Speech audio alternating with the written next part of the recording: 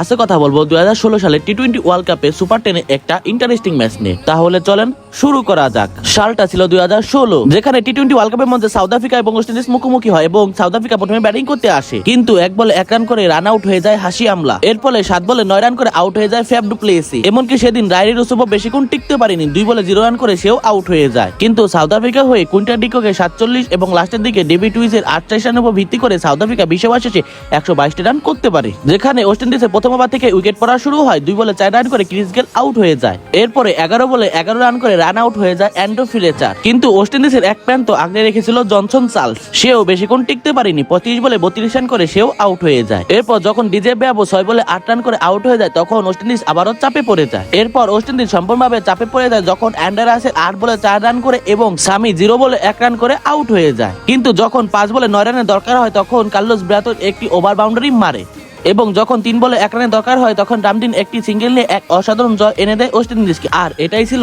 টি-20 world cup 2016 সালে super 10 এর একটি ইন্টারেস্টিং ম্যাচ।